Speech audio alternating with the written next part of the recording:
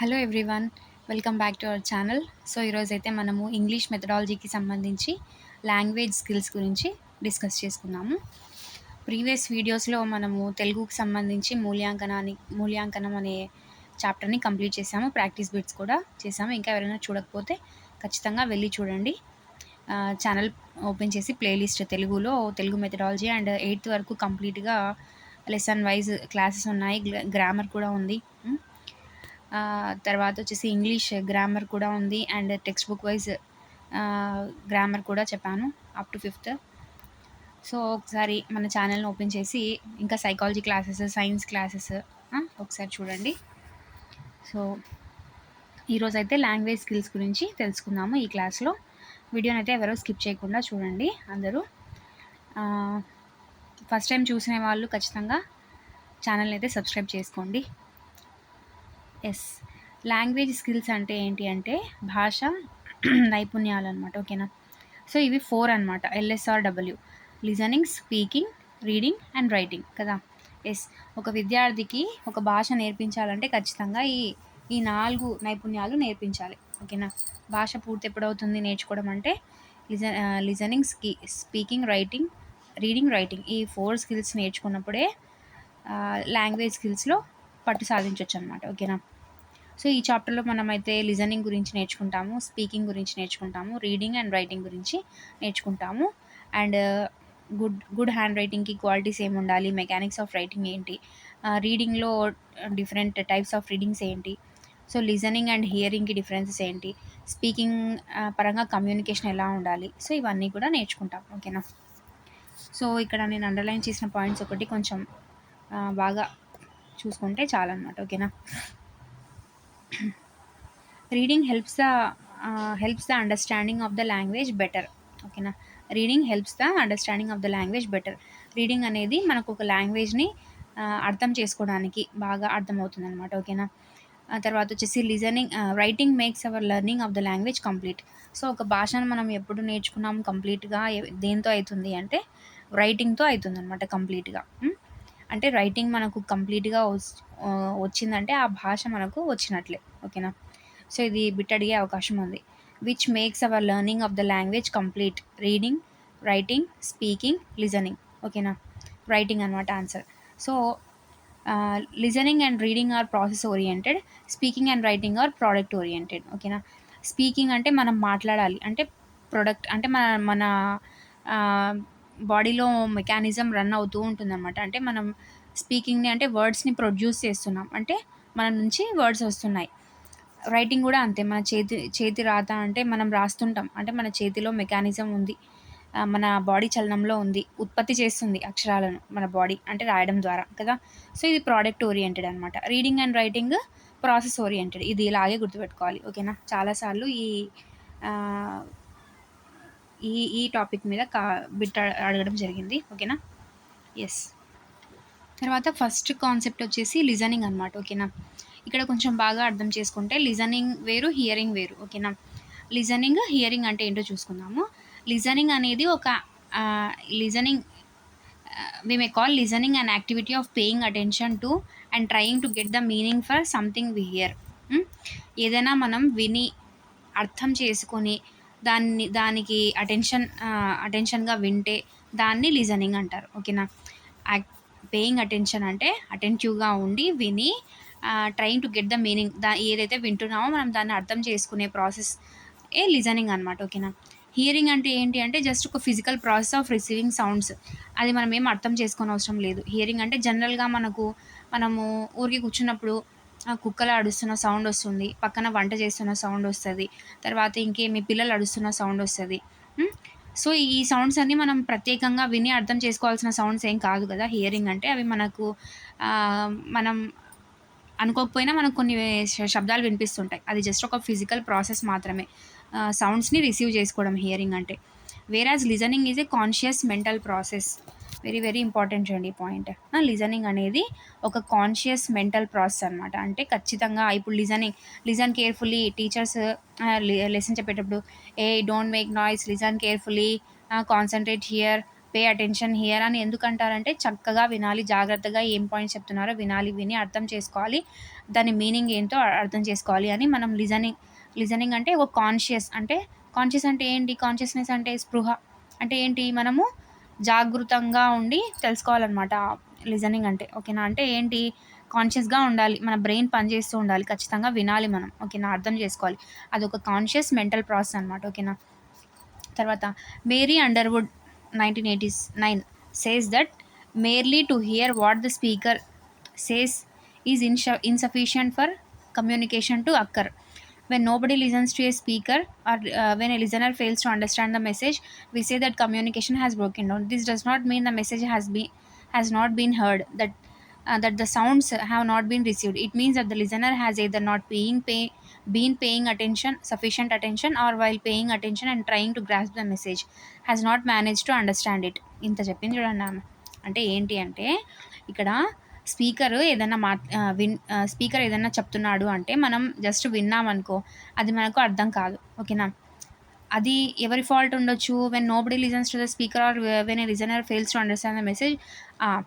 ఎప్పుడైతే వినేవాడు తనకు అర్థం కావట్లేదు, ఇప్పుడు మీరే ఉన్నారు స్కూల్లో, ఒక అబ్బాయికి ఒక ఎస్సే చెప్పడం అనే కాంపిటీషన్లో చెప్తున్నాడు, వాడు అనుకుంటూ చెప్తున్నాడు, సరిగ్గా అర్థం అవ్వట్లేదు.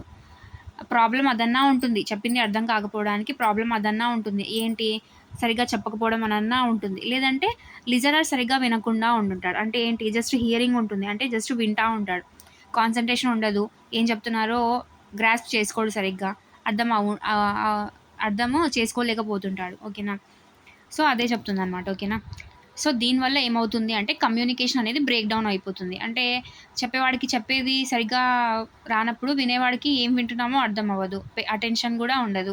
అందుకే మధ్య మధ్యలో టీచర్స్ కూడా లిజన్ కేర్ఫుల్లీ అని ఆడుస్తూ ఉంటారు కదా స్టూడెంట్స్ని. సో అదనమాట. అంటే లిజనింగ్ అనేది ఎలా ఉండాలి అంటే ఖచ్చితంగా అటెన్షన్ అనేది ఉండాలి వినే వాళ్ళకి చాలా నీట్గా అర్థం అవ్వాలన్నమాట. అలా ఉండాలి స్పీకింగ్ అనేది, అలా ఉండాలి లిజనింగ్ అనేది కూడా అలా ఉండాలన్నమాట. ఓకేనా, ఎస్. తర్వాత వచ్చేసి ఇక్కడ ఇంకొక అతను ఏం చెప్పాడు, గ్రీక్ ఫిలాసఫర్ డయోజీన్స్ లియర్టియస్ ఏం చెప్పాడు ఇతను, we have 2 ears and only 1 tongue in order that we may here more and speak less. ఎంత మంచిగా చెప్పాడు కదా ఇతను.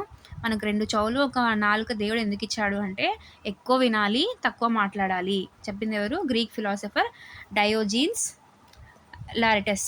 డయోజీన్స్ లార్టియస్. ఓకేనా, అయినా కూడా మనం తక్కువ వింటామో ఎక్కువ మాట్లాడతాం కదా కొన్నిసార్లు. ఎస్, సో ఇది గుర్తుపెట్టుకోవాలి ఎవరు చెప్పారు అనేది. తర్వాత టైప్స్ ఆఫ్ లిజనింగ్ అనమాట. ఓకేనా, టైప్స్ ఆఫ్ లిజనింగ్ బాగా వినాలి. ఓకేనా, listening to listen means to attend to what is heard, to process it, to understand it and to interrupt it, to evaluate it and to respond it. Listening అంటే ఎన్ని ఉన్నాయి చూడండి. First మనం చెప్తున్నది వినాలి, శ్రద్ధగా వినాలి. టు ప్రాసెస్ అంటే వినింది మళ్ళీ ఒకసారి గుర్తు తెచ్చుకోవాలి, అర్థం చేసుకోవాలి. ఇంటర్ప్రిట్ అంటే చెప్పిన దాంట్లో మనకేమైనా డౌట్స్ ఉన్నాయా అనేది ఒకసారి బాగా వినాలి. టు ఎవాల్యుయేట్ ఇట్ అంటే మళ్ళీ ఒకసారి మూల్యాంకనం చేసుకోవాలి. అంటే ఎలాగా, చెప్పింది రైటా రాంగా, నేను విన్నది కరెక్టేనా రాంగా, నాకు అర్థమైనది కరెక్టేనా లేదా. And to respond to it, ఖచ్చితంగా మనం ఒక దానికి వింటున్నాము అంటే దాన్ని అటెన్షన్గా మనము రెస్పాండ్ అవ్వాలి. ఓకేనా, దాన్నే ఏమంటామో యాక్టివ్ లిజనింగ్ అంటాం. ఫర్ ఎగ్జాంపుల్ స్కూల్లో టీచరే అనుకోండి చెప్పేది, ఇప్పుడు గ్రామర్లో నౌన్ గురించి చెప్తుండే, అరే నౌన్ అంటే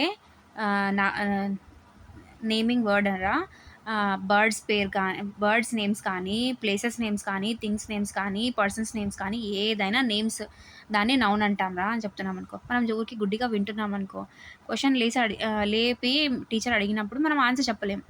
అలా కాకుండా స్టూడెంటే యాక్టివ్ లిజనింగ్ ఉన్నాడు అనుకో, ఏమవుతుందంటే అక్కడ ఫస్ట్ అతను ఏం చెప్తున్నారో వింటాడు, తర్వాత బోర్డు మీద రాసేది చూస్తాడు.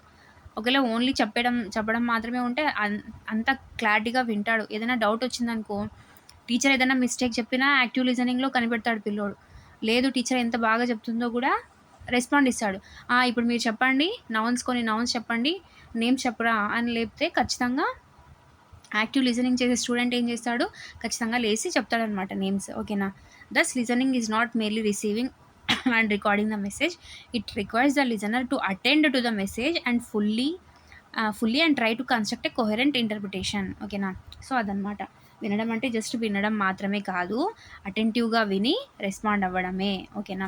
తర్వాత various studies have identified different purposes of listening. Brown and Yule, ఇది ఇంపార్టెంట్ చూడండి. బ్రౌన్ అండ్ యూలీ ఏం చెప్పారు? బ్రౌన్ అండ్ యూలీ 1983లో ఏం చెప్పారంటే, have given a broad and useful classification of talk as interactional and transactional. వీళ్ళు ఇద్దరు ఏం చెప్పారంటే, ఒక టాక్ అంటే ఏంటి? మాట్లాడడాన్ని వీళ్ళు 2 విధాలుగా చెప్పారు. ఒకటి ఇంటరాక్షనల్ అండ్ ఇంకోటి ట్రాన్సాక్షనల్ అనమాట.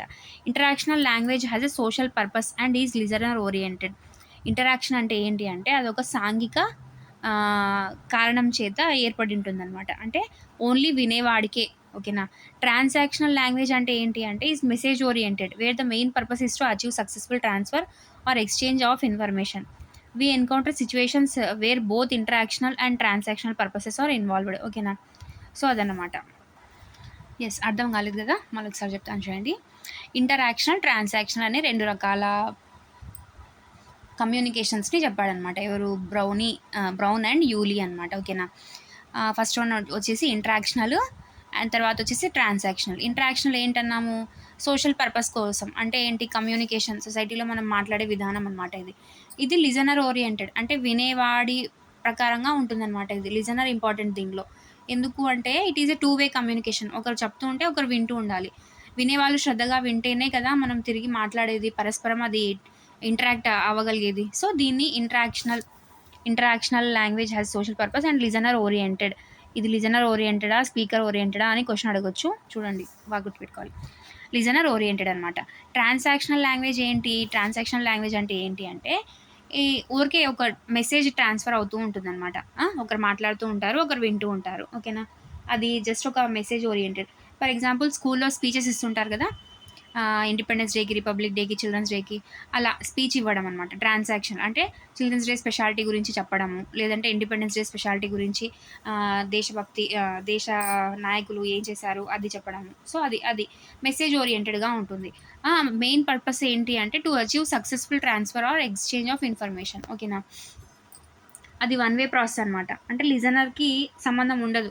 అంటే వినాలి, ఖచ్చితంగా వినకూడదని ఏం కాదు.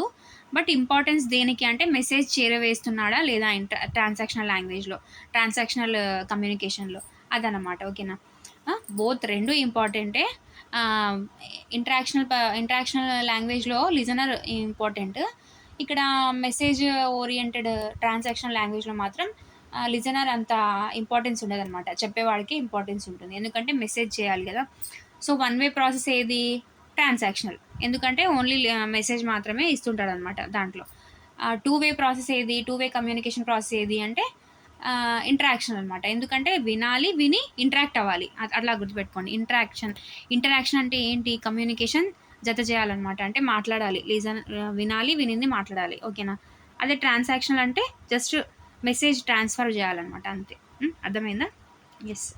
సో తర్వాత కొన్ని టైప్స్ ఆఫ్ లిజనింగ్స్ ఉన్నాయి, చూద్దాము. Listening to follow directions or instructions.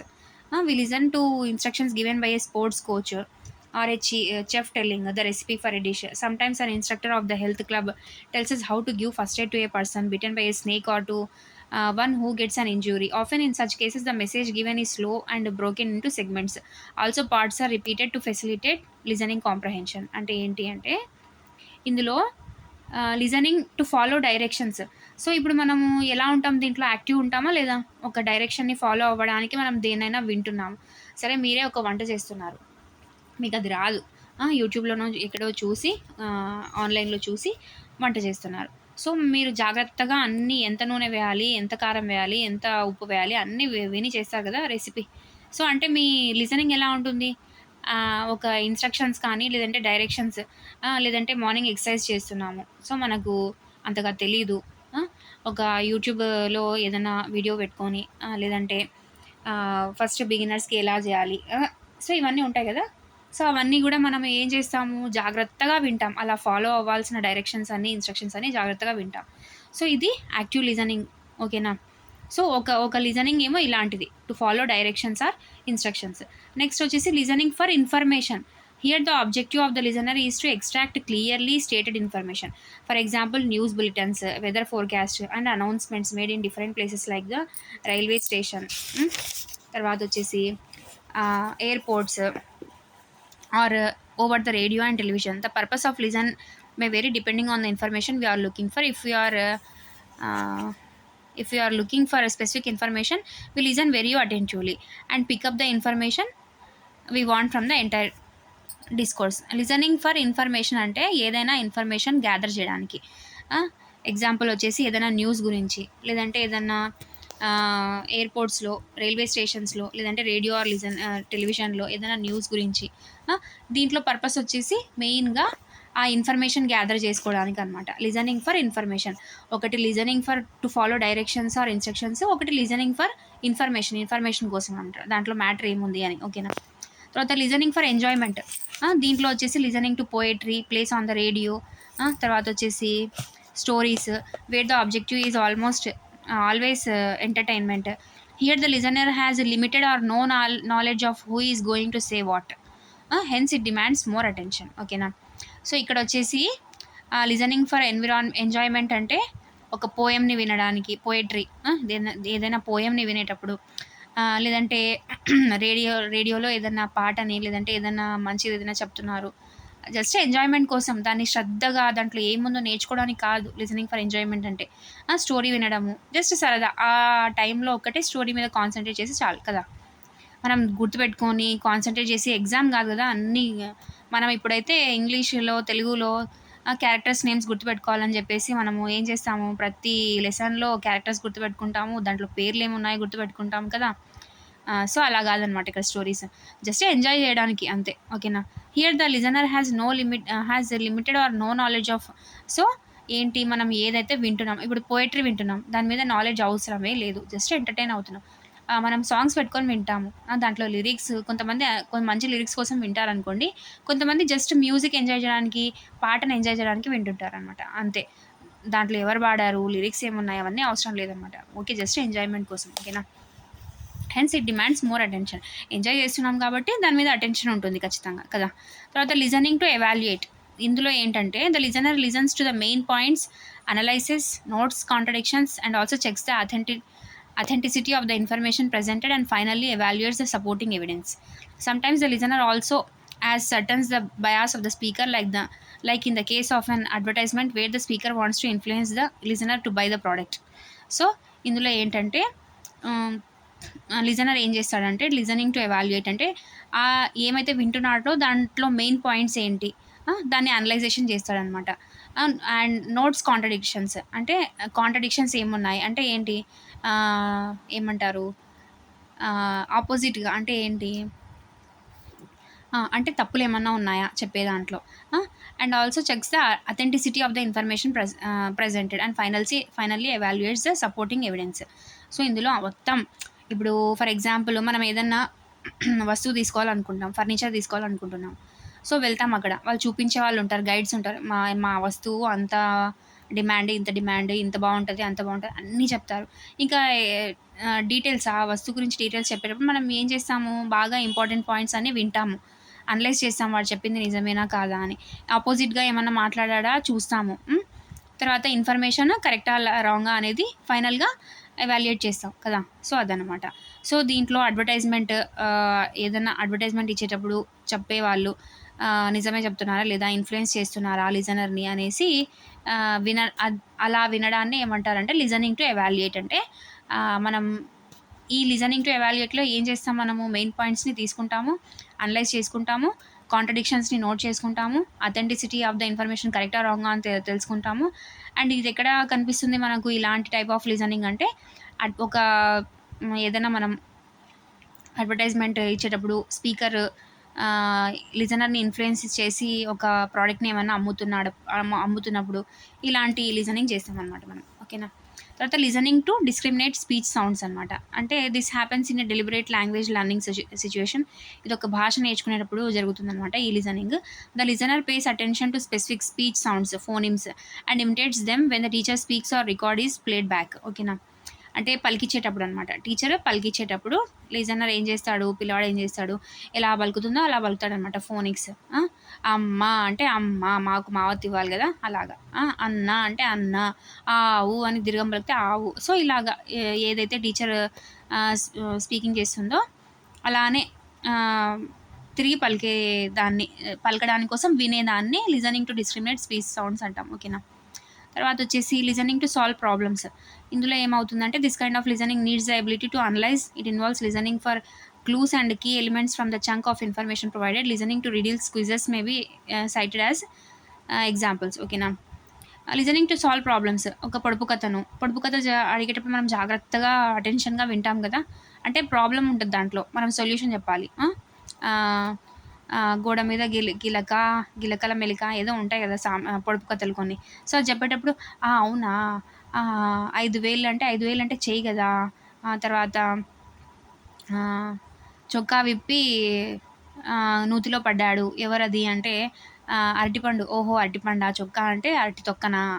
ఇలాగా ఏదైనా క్విజ్ పెట్టేటప్పుడు కూడా ఎలా వింటాము, ఫస్ట్ మనమే ఆన్సర్ చెప్పాలని చెప్పేసి లిజనింగ్ టు సాల్వ్ ప్రాబ్లమ్స్ అనమాట. ఎలా ఉంటుందంటే ఇక్కడ యాక్టివ్ లిజనింగ్ ఉంటుంది, క్లూస్ కనిపెడతాడు, ఆ లిజనింగ్లో కీ ఎలిమెంట్స్ ఏముందో ఇన్ఫర్మేషన్లో చూసుకుంటాడు అనమాట. సో అదనమాట లిజనింగ్ టు సాల్వ్ ప్రాబ్లమ్స్. తర్వాత లిజనింగ్ టు కమ్యూనికేట్ అనమాట.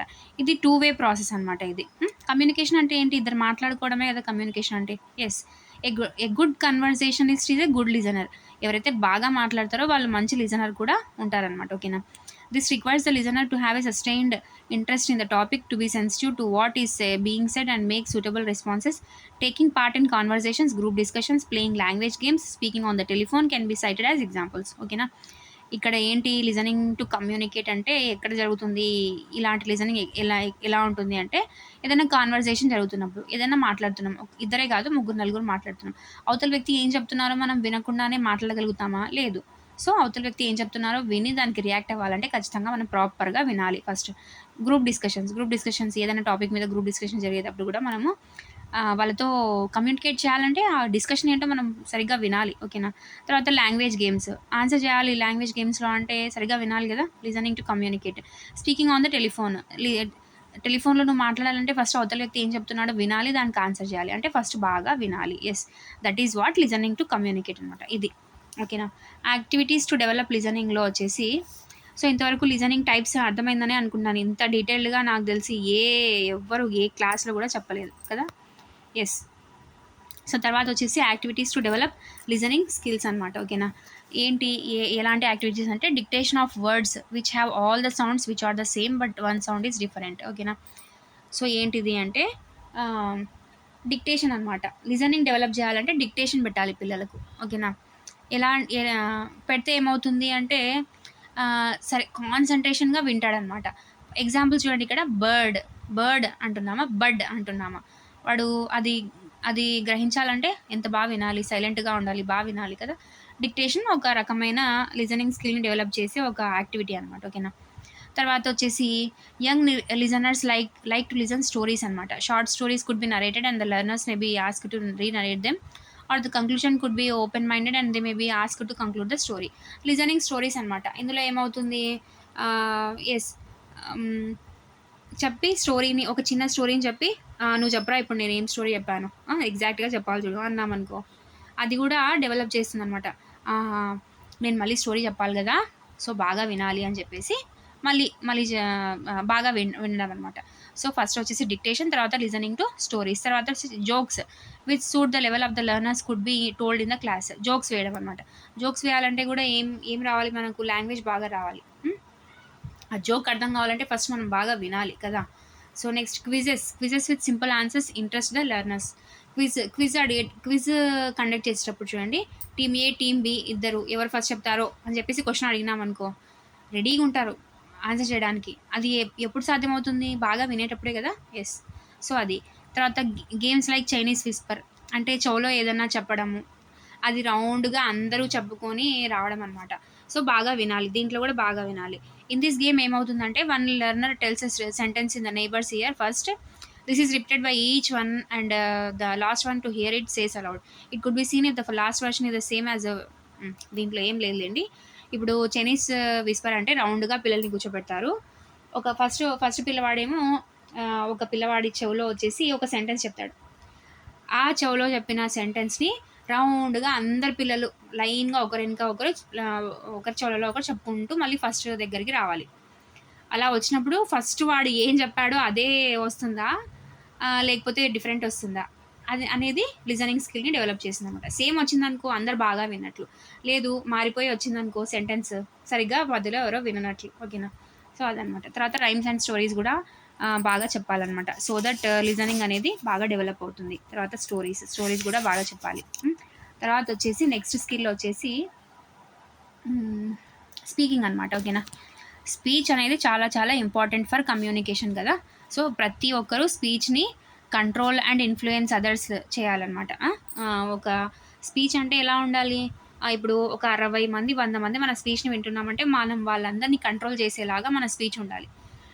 అండ్ ఇన్‌ఫ్లూయెన్స్ చేయాలనమాట. మనం ఏదైతే మాట్లాడుతున్నామో ఆ మాటలు ప్రభావితం చేయాలనమాట. స్పీచ్ అనేది అలా ఉండాలి. స్పీకింగ్ మాట్లాడితే ఎలా ఉండాలి?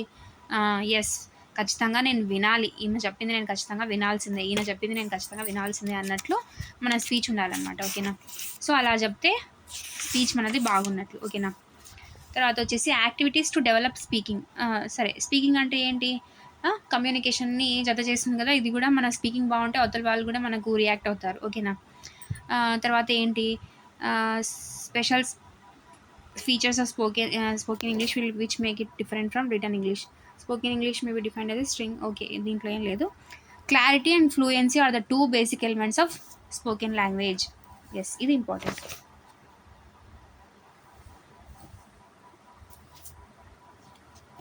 ఏంటంటున్నారు? క్లారిటీ అండ్ ఫ్లూయెన్సీ ఇవి రెండు వచ్చేసి two basic elements of spoken language. అంటే మనం మాట్లాడుతున్నాము అంటే క్లారిటీ ఉండాలి, ఫ్లూయెన్సీ ఎక్కడా కూడా అనకుండా తడబడుకుంటూ చెప్పకూడదు అనమాట. క్లారిటీగా మాట్లాడాలి, వర్డ్స్ ఫ్లూయెన్సీ బాగా ఉండాలన్నమాట. ఓకేనా? అది యాక్టివిటీస్ టు డెవలప్ స్పీకింగ్ని డెవలప్ చేయాలంటే ఏమేమి యాక్టివిటీస్ చేయాలి, అంటే డెవలప్ చేయడానికి ఏమేమి యాక్టివిటీస్ ఉన్నాయి అని ఒకసారి చూసుకుంటే, ఎస్ చూడండి. Know each other. ఫస్ట్ వచ్చేసి know each other. This activity may be used in the beginning of the academic year. అంటే ఫస్ట్ మనం స్కూల్కి ఫస్ట్ డే వెళ్ళాము, లేదంటే కాలేజ్కి ఫస్ట్ డే వెళ్ళాము. నో ఈచ్ అదర్ అనమాట. అంటే ఒకరికొకరు మాట్లాడుకుంటాం కదా, ఎక్కడ, ఏ ఊరు మీది, ఎక్కడ ఉంటారు, మీ మమ్మీ వాళ్ళ ఇంట్లో ఉంటారా, హాస్టల్లో ఉంటారా, ఎక్కడి నుంచి వస్తున్నారు, తర్వాత వాళ్ళు ఏమన్నా కష్టం అంటే కొంచెం అంటే ఏమంటారు, వాళ్ళకి ఏదైనా ప్రాబ్లమ్ ఉంటే మనం గైడ్లైన్స్ ఇస్తాం. ఏం కాదు, నేను క్లాస్ విని నీకు నోట్స్ ఇస్తాను, అది ఇది అని. అంటే దీంట్లో ఏంటి మెయిన్ అంటే ఒకరినొకరు తెలుసుకోవడంలో కమ్యూనికేషన్, స్పీచ్ అనేది ఇంపార్టెంట్ అనమాట. దాని ద్వారా మనము స్పీకింగ్ అనేది డెవలప్ చేయొచ్చు కదా. యాక్టివిటీస్ ఆఫ్ స్పీకింగ్ కదా ఇది. స్పీకింగ్ అనేది డెవలప్ చేయొచ్చు అనమాట. ఓకేనా? తర్వాత సెకండ్ పాయింట్ వచ్చేసి the teacher can ask the learners to write a word in English which they like most. ఓకేనా? Then they could be ask to tell the class why they like the word, give them guidelines and say okay. So, teacher ఏం చేయాలి అంటే క్లాస్లో speaking develop చేయాలి అంటే ఒక అమ్మాయినో అబ్బాయినో లేపాలి, అంటే లేమని చెప్పాలి. చెప్పేసి నీకు ఇష్టమైన వర్డ్ ఏంటి బోర్డు మీద రాయి అని చెప్పాలి. రాయమని చెప్తే ఆ విద్యార్థి రాస్తారనమాట. ఎందుకు ఇష్టమో చెప్పు ఇప్పుడు అనాలి. అప్పుడు మాట్లాడాలి కదా, ఖచ్చితంగా స్పీక్ డెవలప్ అవుతుంది కదా అక్కడ. యెస్, నాకు ఎందుకు ఇది ఇష్టం అంటే, నాకు మా మమ్మీ ఎందుకు ఇష్టం అంటే, నాకు ఆ ఫ్రూట్ ఎందుకు ఇష్టం అంటే అని ఏది రాస్తారో దాని గురించి మాట్లాడాల్సిందే. సో, దాని ద్వారా లాంగ్వేజ్ డెవలప్ అవుతుంది, స్పీకింగ్ డెవలప్ అవుతుంది. Same and different. ఈ సేమ్ అండ్ డిఫరెంట్ కాన్సెప్ట్ కూడా మనము చెప్పాలన్నమాట. ఇప్పుడు ఒక లెసన్ చెప్పాను, చెప్పిన దాంట్లో ఒక టాపిక్‌ని తీసుకొని దీంట్లో సేమ్ ఏంటి, డిఫరెన్స్ ఏంటి, ఓకే చెప్పాలి. అది చెప్పమనాలన్నమాట. సో, దాని ద్వారా కూడా స్పీకింగ్ అనేది డెవలప్ అవుతుంది. Describing friends. లే ఒక స్టూడెంట్‌ని లేమని చెప్పేసి, నీ బెస్ట్ ఫ్రెండ్ ఎవరు ఈ క్లాస్‌లో, ఎందుకు ఇష్టము, ఏం క్వాలిటీస్ నచ్చాయి నీకు, ఇవన్నీ చెప్పు అంటే ఖచ్చితంగా చెప్పాల్సిందే. సో, ఇవన్నీ కూడా స్పీకింగ్ డెవలప్ చేసే యాక్టివిటీస్ అనమాట. తర్వాత రైమ్స్ చెప్పేటప్పుడు, తర్వాత టీచింగ్ ఫంక్షన్స్ అనమాట. ఓకేనా? ఇవన్నీ కూడా ఏదో ఒక రకంగా పిల్లవాడిని మాట్లాడించడానికి అనమాట. ఓకేనా? తర్వాత రీడింగ్ మోస్ట్ ఇంపార్టెంట్ స్కిల్ అనమాట ఇది. Reading is a receptive skill, very very important. Receptive అంటే రిసీవింగ్ అనమాట. సారీ రిసీవింగ్ కాదు, గ్రహించడం అనమాట. గ్రహించుకునేది రీడింగ్ అంటే. ఓకేనా? భావగ్రహణ అంటారు కదా అది. ఓకేనా?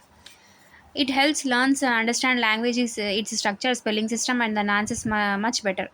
Reading also means understanding the content or what the writer has said. Reading అనేది కంటెంట్ ఏముందో మనం అర్థం చేసుకోగలుగుతాము, అండ్ రైటర్ ఏం రాశాడో తెలుసుకోవడానికి రీడింగ్ అనేది important. We get a lot of information from written text. Hence reading helps us to improve our knowledge పెంచుతుంది. Thus reading is an active process. Reading active ప్రాసెసా కాదా అంటే ఎస్, మన బ్రెయిన్ యాక్టివ్గా పనిచేయాలి రీడింగ్ చేసేటప్పుడు కదా, active process. Comprehension and speed should be balanced.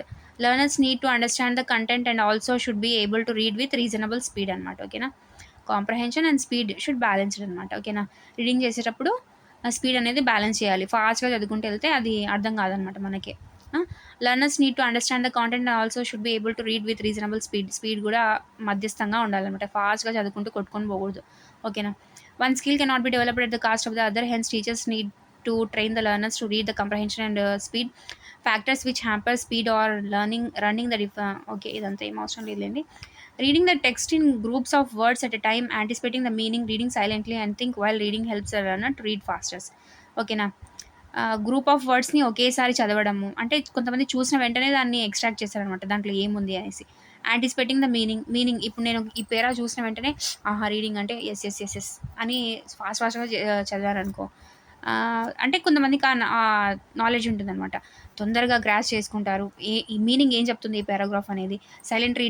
Reading సైలెంట్గా రీడ్ చేసేటప్పుడు తొందరగా చదివేయడము. ఓకేనా, గట్టిగా చదివితే మనకి ఇక్కడ నుంచి ఇక్కడికి ఎంత టైం తీసుకుంటుందో, సైలెంట్గా ఊరికి చూసుకుంటూ అలా వెళితే కొంచెం టైం తక్కువ పడుతుంది అనమాట. So while reading help listener to read ఫాస్ట్గా రీడ్ చేయడానికి అనమాట ఇవన్నీ. ఓకేనా, సో టైప్స్ ఆఫ్ రీడింగ్ చూసుకున్నట్లయితే ఇక్కడ మనకు ఎక్స్టెన్సివ్ రీడింగ్ గురించి ఇచ్చారు, తర్వాత ఇంటెన్సివ్ రీడింగ్ గురించి ఇచ్చారు, చూద్దాం. తర్వాత వచ్చేసి సైలెంట్ రీడింగ్ ఇచ్చారు, లౌడ్ రీడింగ్ ఇచ్చారు, ఏంటో చూసేద్దాం. ఓకేనా, so the primary objective of reader is to extract information from the text. ఇప్పుడు నేను ఇది చదువుతున్నాను అంటే ఈ టెక్స్ట్లో నాకు ఈ ఇన్ఫర్మేషన్ ఏముందో నేను దాన్ని గ్రహించగలగాలి, దాన్నే రీడింగ్ అంటారు కదా. Therefore, depending on the type of text, reading may be extensive or intensive. అది ఇంటెన్సివ్ రీడింగ్ అవ్వచ్చు, ఎక్స్టెన్సివ్ రీడింగ్ అవ్వచ్చు. ఎక్స్టెన్సివ్ రీడింగ్ అంటే ఏంటి అంటే specially required information to or getting the gist of the passage or book. బాగా గుర్తుపెట్టుకోవాలి, extensive reading అంటే బయటికి చదవకుండా, ఒకవేళ చదివినా ప్రాబ్లం లేదు, సైలెంటా లౌడా ఓకే నో ప్రాబ్లం. అదేంటి అంటే the extensive okay rapid extensive okay carefully extract okay అయిపోయింది, నాకు ఈ పారాగ్రాఫ్ చదవడం అయిపోయింది, నేను గట్టి చదివాను కానీ ఎవరికి అర్థం కాలేదు. పాయింట్ అది కాదు ఇక్కడ. సో నేను ఈ పారాగ్రాఫ్లో ఏముంది, ఎక్స్టెన్సివ్ రీడింగ్ ఉంది, ఇంటెన్సివ్ రీడింగ్ ఉంది, తర్వాత ఆ రీడింగ్ అంటే ఏంటి, ఎక్స్ట్రాక్ట్ ఇన్ఫర్మేషన్, ఓకే నాకు ఈ పారాగ్రాఫ్ అర్థమైపోయింది. సో ఈ టైప్ ఆఫ్ రీడింగ్ని ఎక్స్టెన్సివ్ రీడింగ్ అంటారు. అంటే గిస్ట్ అంటే ఏంటంటే ఈ పారా ఒక సారాంశం అని గిస్ట్ అంటారనమాట. చూసిన వెంటనే కొంచెం అలా చదివేసిన వెంటనే నేను దీని ఇన్ఫర్మేషన్ తెలుసుకుంటే దాన్నే ఎక్స్టెన్సివ్ రీడింగ్ అంటారు. ఓకేనా, so in extensive reading one gets the habit of reading for pleasure and involves reading quickly. Pleasure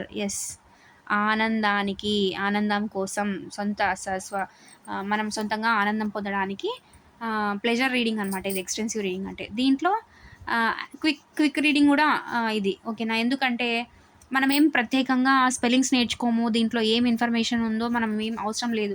extensive reading అంటే ఈ పారాగ్రాఫ్ ఏంటి, అయిపోయింది అంతే. నాకు ఆనందం కోసం నేను ఈ పారాగ్రాఫ్ చదువుతున్నాను అంతే, దీంట్లో నేనేం ఎగ్జామ్ రాయట్లేదు, నాకేం ఇన్ఫర్మేషన్ అవసరం లేదు, నేను సారాంశం తెలుసుకుంటున్నాను అంతే. ఓకేనా, అది. తర్వాత rapid extensive reading develops referred skills in the reader. Okay, తర్వాత ఇంటెన్సివ్ రీడింగ్ అంటే ఏంటి అంటే getting every detail of the text. Intensive reading అంటే నేను అలా చదవకూడదు, ఇందాక చదివింది.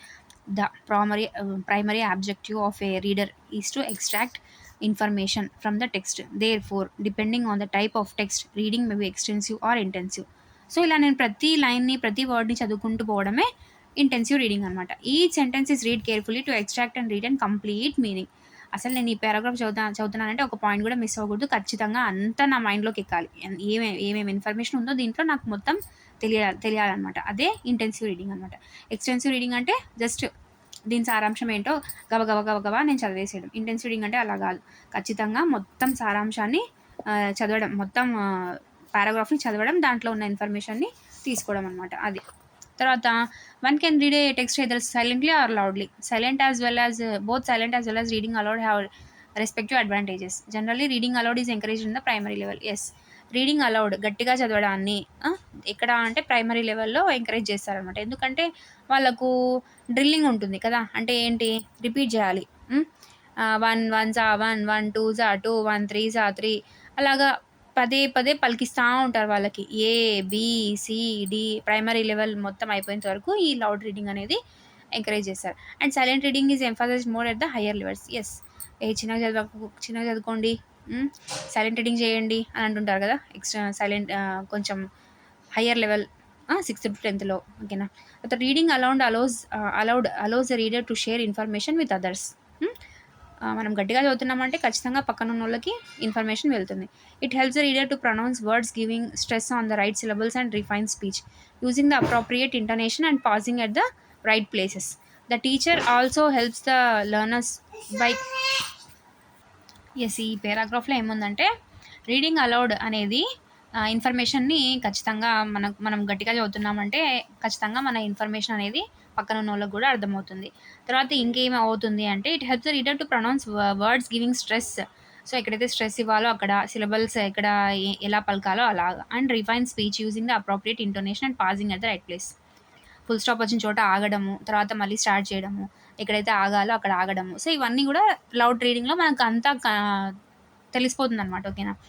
The teacher also helps the learners by correcting them. So ఎక్కడైతే మిస్టేక్ ఉంటుందో లౌడ్ రీడింగ్లో టీచర్ ఏం చేస్తుందంటే కరెక్ట్ చేస్తుంది అనమాట వాళ్ళకి. ఓకేనా. Silent reading enhances comprehension. ఓకేనా. సైలెంట్ రీడింగ్ అనేది ఇది పాయింట్ అలానే గుర్తుపెట్టుకోవాలి చూడండి. Silent reading which reading enhances comprehension అంటే సైలెంట్ రీడింగ్ ఎన్హాన్సెస్ కాంప్రహెన్షన్ అనమాట. ఓకేనా. తర్వాత silent reading also helps learners to read with concentration. Silent reading అనేది చాలా కాన్సన్ట్రేషన్తో చదవాలన్నమాట, లేదంటే అర్థం కాదు. It helps improve the speed of reading. చాలా స్పీడ్గా రీడ్ చేయడానికి సైలెంట్ రీడింగ్ అనేది హెల్ప్ అవుతుంది. ఓకేనా. సో అదనమాట టెక్నిక్స్ ఆఫ్ రీడింగ్ అంటే ఏం లేదు, స్కిమ్మింగ్, స్కానింగ్ అని కొన్ని ఉన్నాయి, చూద్దాము. అదే generally three important strategies are use to enhance the quality of reading అనమాట. ఓకేనా. 3 టెక్నిక్స్ ఉన్నాయి, అంటే 3 స్ట్రాటజీస్ ఉన్నాయి. ఏంటవి అంటే skimming, scanning and intensive reading అనమాట. ఓకేనా. ఇంటెన్సివ్ రీడింగ్ అయిపోయింది కదా అంటే అయిపోయింది, అయినా కూడా అది ఒక రీడింగ్ టెక్నిక్ అనమాట. ఓకేనా. తర్వాత స్కిమ్మింగ్ అంటే ఏంటి అంటే ఇదంతా అవసరం లేదులేండి ఈ పారాగ్రాఫ్ అంట. Reading the title can help the reader anticipate the content of the article. Question ఇలా ఇస్తారనమాట. కాంటెంట్ ఆఫ్ ద ఆర్టికల్ కనుక్కోవడానికి రీడింగ్ అనేది ఇంపార్టెంట్. LSRWలో ఏది ఇంపార్టెంట్? రీడింగా, స్కిమ్మింగా, స్కానింగా, ఇంటెన్సివ్ రీడింగా అని అడుగుతారు. స్కిమ్మింగ్ అనమాట. Reading the title can help the reader మనం ఇప్పుడు టైటిల్ చదువుతున్నాం. Techniques of reading. దీంట్లో ఏముంటుంది మ్యాటర్ అనేది, నాకు కంటెంట్ ఏముందని తెలియడానికి నాకు టెక్నిక్స్ ఆఫ్ రీడింగ్ అనేది చదివితే సరిపోతుంది కదా, దాన్నే స్కిమ్మింగ్ అంటారు. ఓకేనా. తర్వాత reading headings and sub headings helps the reader understanding the main points in the text అనమాట. ఓకేనా. ఇప్పుడు నేను ఈ టెక్స్ట్ చదువుతున్నాను, ఈ పేజ్. టెక్నిక్స్ ఆఫ్ రీడింగ్ అంటే సరిపోయింది నాకు. ఓహో రీడింగ్ గురించి చెప్తుంది. స్కిమ్మింగ్, ఓహో ఇది ఒక టెక్నిక్ అనమాట అని అర్థం చేసుకోవాలన్నమాట. అదే స్కిమ్మింగ్ అంటే. ఓకేనా. మెయిన్ పాయింట్స్ చదవడము, హెడ్డింగ్స్, సబ్ హెడ్డింగ్స్ చదవడము. ఓకేనా. ఇదొకటి స్కిమ్మింగ్ అంటే. తర్వాత some times reading the first and last paragraphs of the text helps understand the main theme of the text అనమాట. ఓకేనా. కొన్నిసార్లు మెయిన్ థీమ్ని అర్థం చేసుకోవాలి అంటే మొత్తం చదవనవసరం లేదంట. ఓకేనా. ఫస్ట్ లాస్ట్ పారాగ్రాఫ్స్ చదివితే ఆ టెక్స్ట్ ఏంటో అర్థమైపోతుందంట. సో అది కూడా స్కిమ్మింగే, అలా చదవడం కూడా స్కిమ్మింగే. తర్వాత looking at the illustrations and the caption used also helps the reader comprehend the main idea in the text. ఓకేనా. క్యాప్షన్ అంటే ఒక రకంగా టైటిలే. తర్వాత looking at the illustrations and the caption అనమాట. అంటే ఫస్ట్ స్టార్టింగ్లో ఆ పారాగ్రాఫ్ గురించి ఏదైనా ఇస్తే దాన్ని చదవడము. దాన్ని చదివితే దాని main idea in the text ఏముందో మనకు అర్థమవుతుంది అనమాట. దాన్ని కూడా స్కిమ్మింగ్ అంటారు అనమాట. అంటే ఏంటి, టైటిల్ చదవడము, ఫస్ట్ అండ్ లాస్ట్ పారాగ్రాఫ్స్ చదవడము మెయిన్ థీమ్ కనుక్కోవడానికి, అండ్ హెడ్డింగ్స్, సబ్ హెడ్డింగ్స్ చదవడము, తర్వాత క్యాప్షన్స్, ఇల్లస్ట్రేషన్స్ చదవడము, ఇవన్నీ స్కిమ్మింగ్ కిందకి వచ్చేస్తాయి అనమాట. సో ఓకేనా. అది దీని ద్వారా ఆ టెక్స్ట్ ఏముందో దాన్ని తెలుసుకోవడం అనమాట. Sometimes we do skimming to refresh our memory of what we had. Revision టైమ్స్లో స్కిమ్మింగ్ అనేది ఇంపార్టెంట్ అవుతుంది అనమాట. ఓకేనా.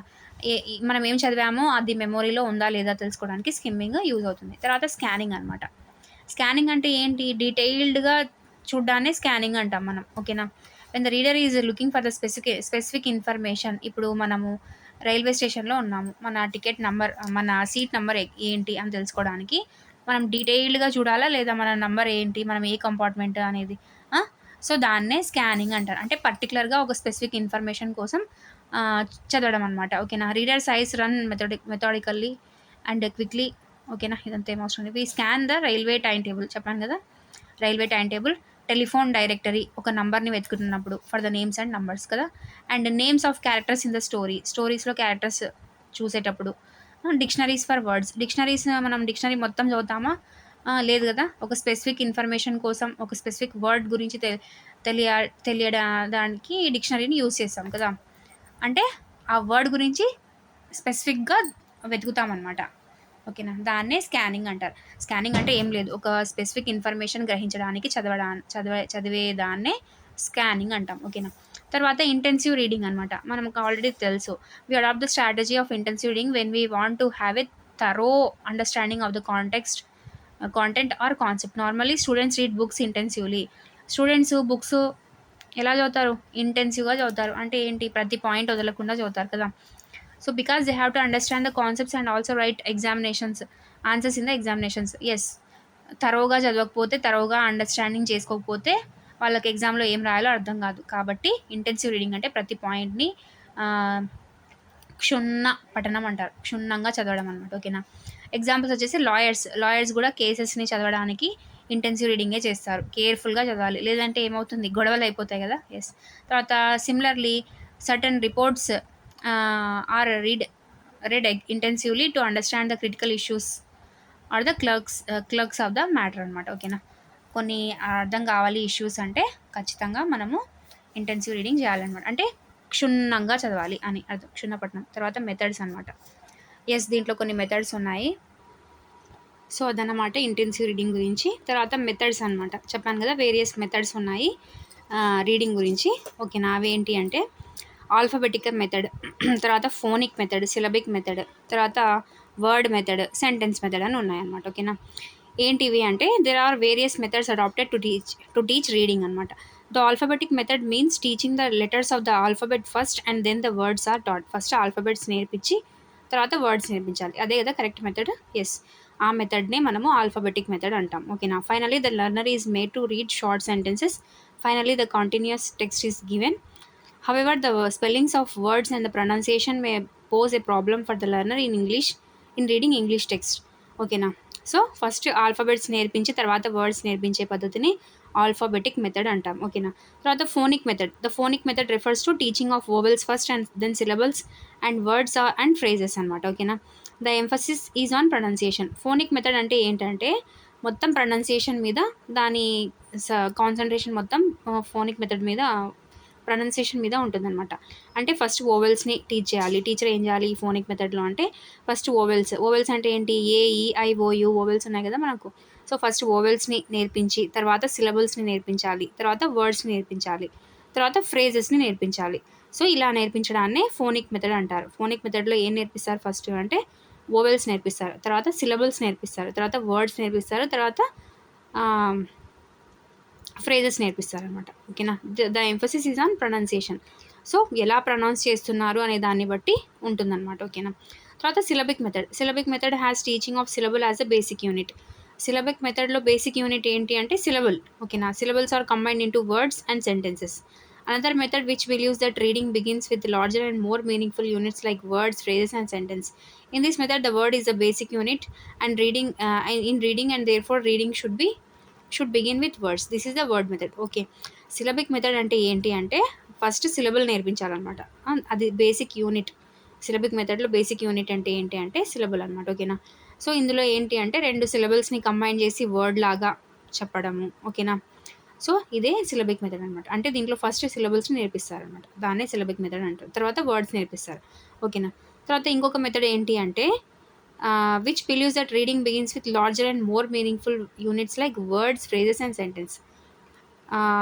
డైరెక్ట్‌గా వర్డ్స్ నేర్పించడం, ఫ్రేజెస్ నేర్పించడం అండ్ వాక్యాలు, సెంటెన్సెస్ నేర్పించడం అనేది word is a basic unit అనమాట. వర్డ్ మెథడ్‌లో వర్డ్ అనేది బేసిక్ యూనిట్ అనమాట. And therefore reading should begin with words అనమాట. దీన్నే వర్డ్ మెథడ్ అంటారు. ఏం లేదు, సింపుల్. వర్డ్ మెథడ్ అంటే ఏంటి అంటే ఫస్ట్ వర్డ్స్ నేర్పించడం, తర్వాత ఫ్రేజెస్ నేర్పించడం, తర్వాత సెంటెన్సెస్ నేర్పించడం. అంటే డైరెక్ట్గా దీంట్లో పదాలు నేర్పిస్తారనమాట, తర్వాత ఫ్రేజెస్ నేర్పిస్తారు, తర్వాత వాక్యాలు నేర్పిస్తారనమాట. దీన్నే ఏమంటారు, వర్డ్ మెథడ్ అంటారు. ఓకేనా. In this method words are presented along with pictures which represents the words. అంటే ఇప్పుడు నేను పెన్ అనే దాన్ని నేర్పించాలనుకుంటున్నాను. నేను డైరెక్ట్గా పిఎన్ పెన్ అనే వర్డ్ని చెప్పాను అనమాట. ఫస్ట్ పిక్చర్ని చూపిస్తాను, ఇది పెన్ అని చెప్పేసి పిక్చర్ని చూపించి తర్వాత వర్డ్ ఏంటో చెప్తానమాట. This is believed to make the meaning of the word comprehensible. అంటే ఫస్ట్ ఒక దాన్ని చూపించి తర్వాత అదేంటో చెప్పడం అనమాట. దాన్నే వర్డ్ కాంప్రహెన్సిబుల్ అని చెప్తామన్నమాట. ఓకేనా. సో వర్డ్ మెథడ్లో ఫస్ట్ ఏం నేర్పిస్తారు, వర్డ్ నేర్పిస్తారు, తర్వాత ఫ్రేజెస్ నేర్పిస్తారు, తర్వాత సెంటెన్సెస్ నేర్పిస్తారు. ఈ వర్డ్ మెథడ్లో పిక్చర్స్ ద్వారా వర్డ్స్ని ప్రజెంట్ చేయడం నేర్పిస్తారు అనమాట. అది సెంటెన్స్ మెథడ్ అంటే ఏంటి అంటే sentence method emphasizes that continuity offers meaning from the context. This method to be successful requires a careful selection of sentences. The story method is an improvised method of sentence method where the sequences of events help the learners understand the text. ఓకేనా. So తర్వాత sentence method అనమాట. అంటే ఇందులో ఏం చేస్తారు అంటే ఒక కాంటెక్స్ట్ది meaning చెప్పేస్తారనమాట sentence లాగా. ఇది ఒక సక్సెస్ఫుల్ మెథడ్ అని చెప్తున్నారనమాట. అన్ని మెథడ్స్లో ఏది సక్సెస్ఫుల్ మెథడ్ అంటే సెంటెన్స్ మెథడ్ అనమాట. Requires is careful selection of sentences. అంటే వాక్యాలను మనం చాలా జాగ్రత్తగా ఎన్నుకోవాలి ఈ మెథడ్ చెప్పేటప్పుడు. ఇది ఒక సక్సెస్ఫుల్ మెథడ్ అనమాట. ఓకేనా. స్టోరీ మెథడ్, ఈ సెంటెన్స్ మెథడ్లో స్టోరీ చెప్తూ ఏదైనా నేర్పించాలి అనేది ఈజ్ అన్ ఇంప్రూవైజ్డ్ మెథడ్ అనమాట. స్టోరీ చెప్తూ నేర్పించడం అనేది ఒక improvised method of sentence method. Sentence అనేది నేర్పించాలి అంటే ఒక స్టోరీ చెప్తూ ఒక సీక్వెన్స్ ఆఫ్ ఈవెంట్స్. ఫస్ట్ రాజు పొద్దున్నే ఉదయాన్నే లేచాడు, తర్వాత సో ఇందులో ఏం చెప్తారంటే ఇంగ్లీష్ కదా ఇది. Raju got up early in the morning, he brushed his teeth, he take his bath, తర్వాత he he ate his breakfast, he get ready to school, తర్వాత హీ వెంట్ టు స్కూల్. ఇలా చిన్న చిన్న సెంటెన్సెస్గా మనము చెప్పేసి సెంటెన్స్ మెథడ్ని కంప్లీట్ చేస్తామన్నమాట. అన్ని సెంటెన్స్లో ఏ సెంటెన్స్ అన్ని మెథడ్స్లో ఏ మెథడ్ సక్సెస్ఫుల్ మెథడ్ అంటే సెంటెన్స్ మెథడ్ అనమాట. ఎన్ని మెథడ్స్ చెప్పుకున్నాం మనము, alphabetic method, phonic method, syllabic method, word method, sentence method. Alphabetic మెథడ్లో ఆల్ఫాబెట్స్ నేర్పిస్తారు ఫస్ట్, ఫోనిక్ మెథడ్లో వోవెల్స్ నేర్పిస్తారు, సిలబిక్ మెథడ్లో సిలబల్స్ నేర్పిస్తారు ఫస్ట్, తర్వాత వచ్చేసి వర్డ్ మెథడ్లో ఫస్ట్ వర్డ్స్ నేర్పిస్తారు. దీన్ని డైరెక్ట్గా కాకుండా పిక్చర్స్ ద్వారా నేర్పిస్తారు. తర్వాత సక్సెస్ఫుల్ మెథడ్ అయిన సెంటెన్స్ మెథడ్ అనమాట. దీంట్లో ఏం చేస్తారు అంటే ఒక పద్ధతి ప్రకారం ఏం జరిగింది ఈవెంట్ ప్రకారం సీక్వెన్స్లో చెప్తారనమాట. ఓకేనా. కొన్ని సెంటెన్సెస్ని దాని ద్వారా లర్నర్కి ఈజీ అవ్వడం కోసం. సో ఇవన్నీ టెక్నిక్స్ ఎవరు యూజ్ చేయాలి, ఇవన్నీ అంటే టీచర్ యూజ్ చేయాలన్నమాట. ఈ టెక్నిక్స్ అన్నీ ఎందుకు అంటే రీడింగ్ని బెటర్ చేయడానికి, స్టూడెంట్స్ రీడింగ్ని బెటర్ చేయడానికి. ఓకేనా. ఎస్. తర్వాత రీడింగ్ కాంప్రహెన్షన్స్ కొన్ని ఇచ్చారనమాట. తర్వాత వచ్చేసి రైటింగ్ అనమాట. ఓకేనా. ఎస్ ఎస్ రైటింగ్ కంటే ముందు స్ట్రాటజీస్ టు డెవలప్ రీడింగ్ అనమాట. సో ఏం చేస్తే రీడింగ్ డెవలప్ అవుతుంది అంటే the teacher can use a cloze passage, that is passages where words at regular intervals are erased and the learner has to supply the correct word. ఓకేనా. కొన్ని blanks ఇచ్చేసి ఆ ప్యాసేజ్లో correct చేయమంటారనమాట, అంటే fill చేయమంటారనమాట. అంటే ఆ ప్యాసేజ్కి సంబంధించిన బ్లాంక్స్ని రీడింగ్ ద్వారా మనము కరెక్ట్ వర్డ్ని ఎంచుకోవడం అనమాట. అది తర్వాత jumbled reading is another exercise which helps in developing reading skills. అంటే కొన్ని వాక్యాలు ఇచ్చి జంబల్డ్గా ఇస్తారు, దాన్ని ఆర్డర్ ప్రకారం పెట్టమంటాడు. ఫస్ట్ ఏం జరిగింది తర్వాత ఏం జరిగింది అనేది. సో దీని ద్వారా కూడా ఒక స్టోరీలో ఏం జరిగింది అనే దాన్ని జంబుల్ సెంటెన్సెస్ ఇస్తే వాడు చదివి ఏది ఫస్ట్ జరిగింది, ఏది ఫస్ట్, ఏది సెకండ్, ఏది థర్డ్ అనేసి పెడతాడనమాట. సో ఇవి కొన్ని టెక్నిక్స్ అనమాట రీడింగ్ని డెవలప్ చేయడానికి. తర్వాత graphic reading or organic reading అనమాట. అంటే ఏంటి అంటే skills of reading to do not involve only reading written text. Sometimes maps, graphs, figures are also read and understood అనమాట. ఓకేనా. స్కిల్స్ ఆఫ్ రీడింగ్ అంటే ఏంటి అంటే రీడింగ్ ఒక్కటే, రిటర్న్ టెక్స్ట్ ఒకటే చదవడం కాదు. ఓకేనా. సమ్టైమ్స్ కొన్నిసార్లు మ్యాప్స్, గ్రాఫ్స్, ఫిగర్స్ కూడా చదవాలి, అర్థం చేసుకోవాలి. సో తర్వాత వచ్చేసి గ్రాఫిక్ రీడింగ్ లేదా ఆర్గానిక్ రీడింగ్ అనమాట. అంటే ఏంటి అంటే skills of reading do not involve only reading written text అనమాట. Sometimes maps, graphs, figures are also read and understood అనమాట. అన్ని రిటర్న్ టెక్స్టే ఉండవు. అంటే లెటర్స్ రూపంలోనే ఉండవు. కొన్ని మ్యాప్స్ ఉంటాయి, గ్రాఫ్స్ ఉంటాయి, ఫిగర్స్ ఉంటాయి. దాన్ని గూడా చదవాలి. చదవాలి అంటే ఇప్పుడు మనం లెటర్స్‌ని చదివినట్టు కాదు. మైండ్ రీడింగ్ అనమాట అది. అంటే ఎలా అంటే for example railway time table. దాంట్లో ఏం చదివేది ఉండదు. ఈజ్, ఆర్, వర్ ఏం ఉండదనమాట. జస్ట్ ఒక టైమ్ టేబుల్ ఉంటుంది. దాంట్లో మన నంబర్ ఏంటి, మన సీట్ నంబర్ ఏంటి అనేది తెలుసుకోవాలనమాట. Apart from this the graphic conventions like layout, punctuation, and indentations need to be understood in order to comprehend the information. Of course, these skills are not so much in use in at primary level of learning, but are useful at a later level of learning అనమాట. So ఇవన్నీ ఈ graphic reading, organic reading అనేది సింపుల్‌గా చెప్పాలంటే maps, graphs, figures ఇవి ఇవి చదవడానికనమాట. ఇది primary లెవెల్‌లో అసలుకి అవసరమే లేదు. తర్వాత ప్రైమరీ లెవెల్‌లో చదువుతారా ఇవన్నీ? లేదు కదా! కొంచెం మనం బుర్ర పెట్టి ఆలోచిస్తే అర్థమవుతుంది. ఆర్గానిక్ రీడింగ్ లేదా గ్రాఫిక్ రీడింగ్ అంటే కొంచెం పెద్దగా అయిన తర్వాత స్కూల్ ఏజ్ అయిపోవాలి. లేదంటే మినిమమ్ సెవెంత్, ఎయిత్ క్లాస్ అన్నా ఉండాలి. ప్రైమరీ లెవెల్‌లో అయితే కాదు. లేటర్ లెవెల్ ఆఫ్ లెర్నింగ్‌లో ఏదైనా మ్యాప్‌ని చూసి మ్యాటర్‌ని గ్రహించడం, గ్రాఫ్‌ని చూడడము, గ్రాఫ్ పెరిగితే పెరిగినట్లు, తగ్గిందా గ్రాఫ్. సో, ఆ లైన్స్‌ని బట్టి అర్థం చేసుకోవడం. ఫిగర్స్‌ని కొన్ని. ఇప్పుడు వర్బ్ టీచ్ చేయాలంటే, వర్బ్స్ గురించి టీచ్ చేయాలంటే ఒక ఫిగర్ వేస్తారనమాట ఇలాగ. ఒక వ్యక్తి అని చెప్పడానికి. ఇలా వేస్తే రన్నింగ్ చేస్తున్నట్లనమాట. ఓకేనా? లేదంటే చేతులు పైకి ఎత్తినట్లు. తర్వాత డాన్స్ చేస్తున్నట్లు. సో, ఇలా మనం రకరకాల ఫిగర్స్‌ని యూజ్ చేసి వర్బ్స్‌ని చెప్పొచ్చనమాట. సో, అదనమాట. తర్వాత మెయిన్ కాన్సెప్ట్ వచ్చేసి రైటింగ్. రైటింగ్‌తోనే మన లాంగ్వేజ్ నేర్చుకోవడం అనేది కంప్లీట్ అవుతుందని నేర్చుకున్నాం గదా! Yes. To make language learning complete, yes, all the 4 skills are necessary. We have learned various aspects of speaking, reading, listening. Now writing skills అనమాట. ఓకేనా? Mechanics of writing. అంటే రైటింగ్‌కి ఏమేమి మెకానిక్స్ యూజ్ చేయాలి అని. ఓకేనా? Writing is a process, and like all the other three skills, writing has a purpose. Developing writing skills means learning the mechanics of writing, structure of writing, and also organizations. Since many sub skills are involved in developing writing, the skill is considered as a complex one. ఓకేనా? దీంట్లో ఏం లేదులేండి. తర్వాత వచ్చేసి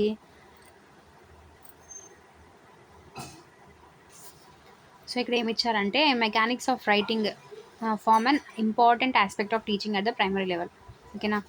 primary లెవెల్లో మనము hand writing, spellings, punctuations teach చేయాలన్నమాట. So that వాళ్ళకు హ్యాండ్ రైటింగ్ అనేది డెవలప్ అవుతుంది. స్పెల్లింగ్స్ అనేది రాయడం డెవలప్ అవుతుంది. పంక్చుయేషన్ అంటే మనము చదివే దాన్ని బట్టి కూడా వాళ్ళు రాస్తారనమాట. పంక్చుయేషన్ ఆగాననుకో అక్కడ ఫుల్ స్టాప్ పెట్టడం, తర్వాత స్టార్ట్ చేసేటప్పుడు క్యాపిటల్ లెటర్‌తో స్టార్ట్ చేయడం. సో ఇవన్నీ అనమాట. ఓకేనా? తర్వాత ఇంగ్లీష్ ఆల్ఫాబెట్స్, తర్వాత the strokes in the formation of the letters of English alphabet are different from the strokes in any other Indian languages. So English ఆల్ఫాబెట్స్‌కి ఉన్న స్ట్రోక్స్ అంటే ఏంటి? టీకి ఇలా ఇస్తే స్ట్రోకు. తర్వాత ఎమ్ అంటే ఇక్కడ స్ట్రోకు. తర్వాత టీ టీకి ఇలా ఇచ్చి ఇది స్ట్రోకు. సో అలా అనమాట. సో ఈ స్ట్రోక్స్ అన్నీ ఇంగ్లీష్ లాంగ్వేజ్‌లో ఉన్నన్ని ఇండియన్ లాంగ్వేజ్‌లో కూడా లేవన్నమాట. ఓకేనా? Hence learners need to practise them in order to write English with a good hand writing.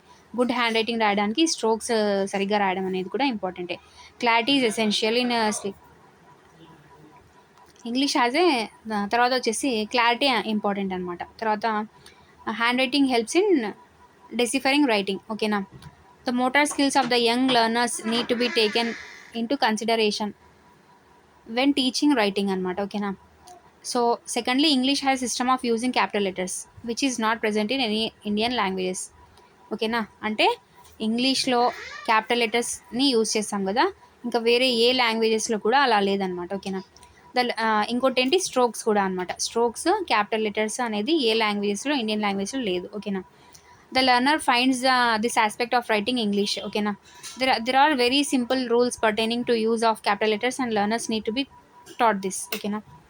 Yes, మొత్తానికి ఇంగ్లీష్ రైటింగ్ అంటే hand writing, spellings and punctuation ఉండాలి. తర్వాత ఇండియన్ లాంగ్వేజెస్కి ఇంగ్లీష్కి డిఫరెన్స్ ఏంటి అంటే స్ట్రోక్స్. తర్వాత గుడ్ హ్యాండ్ రైటింగ్ ఉండాలి. క్లారిటీ అనేది ఎసెన్షియల్గా ఉండాలి. తర్వాత క్యాపిటల్ లెటర్స్ అనేవి ఇంగ్లీష్లో మాత్రమే కనిపిస్తాయి మనకు. సో ఇవన్నీ కూడా రైటింగ్ మెకానిక్స్ అనమాట. ఓకేనా? ఇంగ్లీష్కి సంబంధించి. తర్వాత techniques of developing correct spelling ఏంటి అంటే మెమొరైజింగ్ అండ్ నిమోనిక్ డివైజెస్ అనమాట. ఇవి రెండు టెక్నిక్స్ ఆఫ్ డెవలపింగ్ కరెక్ట్ స్పెల్లింగ్ని కరెక్ట్గా మనం రాయడానికి అనమాట. ఓకేనా. Young learners can memorise a large number of words. This process can be made interesting if the words are given as a name అనమాట. ఓకేనా. సో నిమోనిక్ డివైజెస్ అంటే ఏంటి అంటే వర్డ్ అసోసియేషన్ అనమాట. Include word association. Example stationery రెండు ఒకటే పలికేలాగా ఉంది, కానీ స్పెల్లింగ్ గుర్తుపెట్టుకోవాలి మనం. ఇక్కడ NARY ఉంటే ఇక్కడ NARY ఉంటుంది. ఓకేనా. సో దాని మీనింగ్ గుర్తుపెట్టుకుంటే మనకు సింపుల్గా గుర్తుంటుంది అనమాట. ఓకేనా. అది కరెక్ట్ స్పెల్లింగ్ రాయడంలో స్టేషనరీకి మీనింగ్ తెలుసుకుంటే డిఫికల్ట్ వర్డ్స్ అనేది తర్వాత కన్ఫ్యూజింగ్గా ఉన్న వర్డ్స్ అనేది మనకు అర్థమైపోతుంది. సో అలాగే ఇక్కడ ఇంకో ఎగ్జాంపుల్ ఏంటి అంటే ప్రొనౌన్సియేషన్ అనమాట. ప్రొనౌన్సియేషన్లో కూడా కొన్నిసార్లు బర్డ్ అంటాం, BIRD బర్డ్, ఆర్ సైలెంట్ పలకము, BUD బర్డ్ అంటాం. సో అక్కడ కన్ఫ్యూజ్ అవుతారు స్టూడెంట్స్ అనమాట. సో దానికి కూడా మనము ప్రొనౌన్సియేషన్ని క్లారిటీగా వినాలన్నమాట ఫస్ట్. ఇక్కడ డిసీజ్ అంటే లాస్ట్కి సౌండ్ వస్తుంది. డిసీజ్ తర్వాత డిసీజ్, ఇక్కడ డిసీజ్ అంటే డిసీజ్ సౌండ్ వస్తుంది. సో ఇలా గుర్తుపెట్టుకుంటే స్పెల్లింగ్ అనేది గుర్తుంటుంది అనమాట. అంటే ప్రొనౌన్సియేషన్ ప్రకారం కూడా మనం స్పెల్లింగ్ని కరెక్ట్గా గుర్తుపెట్టుకోవచ్చు. తర్వాత వచ్చేసి ఆర్గనైజేషన్ ఆఫ్ రైటింగ్ అనమాట. ఇక్కడ ఏం లేదులేండి పెద్దగా. తర్వాత వచ్చేసి ఓరల్ కాన్సెప్టే. తర్వాత రైటింగ్ కాంపోజిషన్ అంటే ఏంటి అంటే at the primary level writing composition can be very ప్రాఫిటబుల్లీ pictures అనమాట. అంటే ఏంటి అంటే రైటింగ్ నేర్పించాలి, పిక్చర్ కాంపోజిషన్ అంటే ప్రైమరీ లెవెల్లో నీ సొంతంగా రాయి అంటే వాడు ఏం రాయలేడు. ఒక పిక్చర్ని, ఒక బర్డ్ని ఇచ్చి దాని గురించి రాయమని చెప్పడము, లేకపోతే ఒక పెన్ గురించి రాయమని చెప్పడము, తర్వాత ఒక పిక్చర్ ఏదో జరుగుతుంది ఆ పిక్చర్లో దాని గురించి రాయమని చెప్పడము. సో అలా రాయమని చెప్తే వాళ్ళకు కరెక్ట్ స్పెల్లింగ్స్ వస్తాయి, పారాగ్రాఫ్ ఎలా రాయాలో తెలుస్తుంది. తర్వాత ఏమవుతుంది, సో ఇలాంటి కొన్ని టెక్నిక్స్తో రాయించడం అనేది అలవాటు చేయాలన్నమాట పిల్లవాడికి. The qualities of good hand writing, ఇందులో ఏం లేవు. లెజిబిలిటీ అంటే స్పేస్ ఎక్కడ ఇవ్వాలి, స్పేస్ ఎక్కడ ఇవ్వకూడదు, రైటింగ్ని ఎలా పొందికగా రాయాలి అదనమాట. తర్వాత సింప్లిసిటీ, వర్డ్స్ని డెకరేటివ్ లాగా ఎక్కువ స్ట్రోక్స్ ఇవ్వడము, ఎక్కువ హైరానా చేసి రాయడము అలా ఉండకూడదు, సింపుల్గా ఉండాలి. యూనిఫార్మిటీ అంటే నేను టీచర్ అని రాస్తున్నాను, స్పెల్లింగ్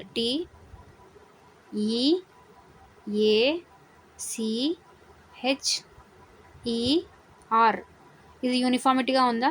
లేదు. యూనిఫార్మిటీ అంటే ఏంటి అంటే అన్నీ ఒకటే లైన్లో ఉన్నట్టు రాయాలన్నమాట టీచర్. సో చూసుకుంటే మనము కరెక్ట్గా ఉంది కదా. సో అలాగా, సో దాన్ని యూనిఫార్మిటీ అంటాం. కరెక్ట్నెస్ స్పెల్లింగ్ అనమాట. కరెక్ట్నెస్ అంటే స్పెల్లింగ్ తప్పుగా ఉండకుండా కరెక్ట్గా ఉండాలి. సో అదనమాట. ఓకేనా. తర్వాత వచ్చేసి కమ్యూనికేషన్ స్కిల్స్ అంటే ఓరల్ టాపికే ఇది. మనకు కమ్యూనికేషన్ బాగుండాలంటే ఇంటరాక్షన్ బాగుండాలి, స్పీకింగ్ అనేది బాగుండాలి, తర్వాత లిజనింగ్ అనేది బాగుండాలి కదా. దీంట్లో ఏం లేదులేండి. తర్వాత వచ్చేసి మెయిన్ కాన్సెప్ట్ ఇక్కడ reference skills, use of dictionary and thesaurus అనమాట. డిక్షనరీ అంటే ఏంటి, థెసారస్ అంటే ఏంటి. At the primary level learners could be taught how to use a picture dictionary to understand the meaning and use of words. Primary లెవెల్లో dictionary ఎలా ఉంటుందంటే pictures ఉంటాయన్నమాట, దాన్ని అర్థం చేసుకోవడానికి అండ్ దాని మీనింగ్ తెలుసుకోవడానికి అనమాట. Simple exercises like fill in the blanks and jumble words could be given to practice spelling of words అనమాట. స్పెల్లింగ్స్ నేర్చుకోవడానికి సింపుల్గా ఎక్సర్సైజెస్ అనమాట. అంటే fill in the blanks, jumble words ఇవ్వడం అనమాట. ఓకేనా. అది డిక్షనరీ అనమాట. థెసారస్ అంటే డిక్షనరీ కాదు అది. It helps to find out synonyms and antonyms. అంటే మీనింగ్స్ ఎలా అయితే డిక్షనరీలో మనం తెలుసుకుంటామో థెసారస్లో మీనింగ్స్తో పాటు యాంటోనిమ్స్ అంటే ఆపోజిట్స్ని కూడా తెలుసుకుంటాం. First the learners need to be taught how the thesaurus is structured so that they could use it without much difficulty. Thesaurus అంటే ఏంటో ఫస్ట్ తెలుసుకుంటే లెర్నర్స్కి దాని నుంచి ఏం యూజ్ అవుతుంది అనేది ఈజీగా ఉంటుందన్నమాట, డిఫికల్ట్గా ఉండకుండా. Learners can develop their vocabulary using thesaurus. వొకాబులరీని డెవలప్ చేసుకోవడానికి థెసారస్ యూజ్ అవుతుందన్నమాట. ఓకేనా. Simple exercises to find out words which have similar meanings could be given. For example the meaning of the word could be given and the learner could be asked to find out words which could replace the given word. ఓకేనా.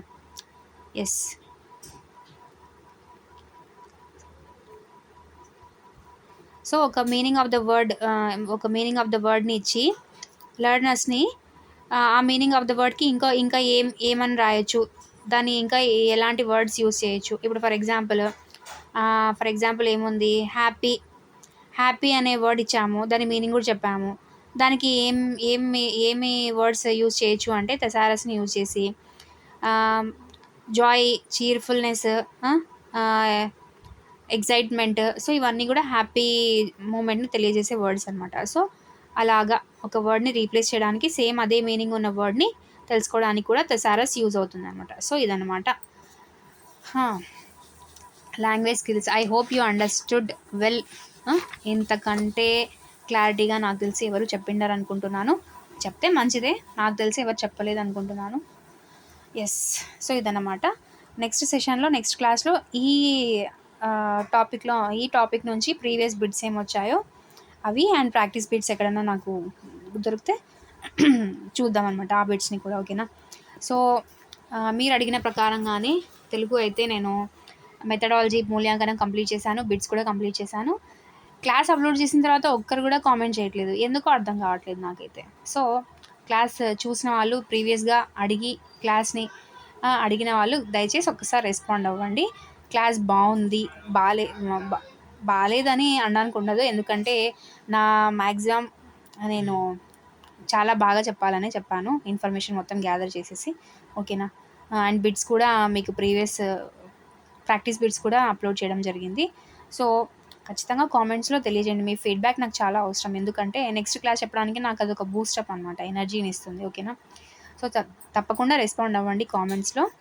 ఇంతకుముందు ఎవరైతే methodology class కావాలి అని అడిగారో తప్పకుండా వాళ్ళు విని ఎలా ఉందో చెప్పండి. అండ్ యూస్ఫుల్ అనిపిస్తే ఖచ్చితంగా కామెంట్లో తెలియజేయండి, ఎందుకంటే త్రూ కామెంట్స్ కూడా చాలామంది క్లాస్ని అప్రోచ్ అవుతారు.